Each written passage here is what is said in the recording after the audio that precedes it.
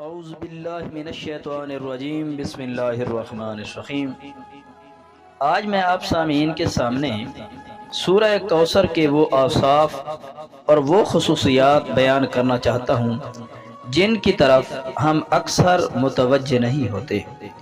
تو آئیں چلتے ہیں ان خصوصیات کی طرف۔ سورہ الکوثر میں عددی معجزے نے ہی مجھے حیران کر رکھا ہے، سوچا کہ آپ کے ساتھ بھی شیئر کر لوں۔ سورہ الکوثر قرآن کی سب سے چھوٹی سورت ہے اور اس سورت کے الفاظ 10 ہیں۔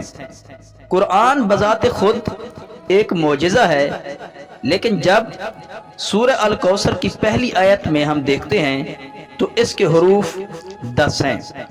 سورہ الکوثر کی دوسری آیت میں 10 حروف ہیں۔ سورہ الکوثر کی تیسری آیت میں 10 حروف ہیں۔ اس پوری سورت میں جو سب سے زیادہ تکرار سے حرف آیا ہے وہ حرف الف ہے، جو 10 دفعہ آیا ہے۔ وہ حروف جو اس سورت میں صرف ایک دفعہ آئے ہیں ان کی تعداد بھی 10 ہے۔ اس سورت کی تمام آیات کا اختتام حرف را پر ہوا ہے، جو کہ حروف تہجی کے اعتبار سے 10واں حرف شمار ہوتا ہے۔ قرآن مجید کی وہ صورتیں جو حرف را پر اختتام پذیر ہو رہی ہیں ان کی تعداد 10 ہے، جن میں سورہ الکوثر 10ویں نمبر پر ہے۔ اس سورت میں جو 10 کا عدد ہے، اس کی حقیقت یہ ہے کہ وہ ذی الحجہ کے مہینے کا 10واں دن ہے، جیسا کہ اللہ تعالیٰ نے ارشاد فرمایا فَصَلِّ لِرَبِّكَ وَانْحَرْ، پس نماز پڑھیں اور قربانی کریں۔ وہ دراصل قربانی کا دن ہے۔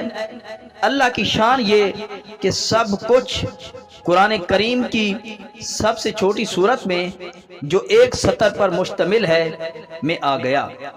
آپ کا کیا خیال ہے کہ بڑی صورتوں کے متعلق اللہ تعالیٰ نے اسی لیے فرمایا کہ ہم نے اپنے بندے پر جو کچھ نازل کیا ہے، اگر تمہیں اس میں شک ہو تو اس جیسی ایک صورت ہی لے آؤ۔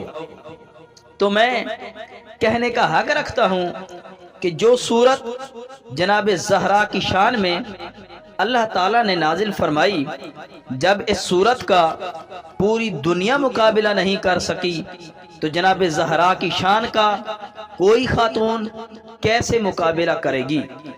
دعا ہے کہ اللہ تعالیٰ مجھے اور آپ کو حوض کوثر سے ایسا مبارک پانی پلائے جس کے بعد ہمیں کبھی پیاس نہ لگے۔ آمین یا رب العالمین۔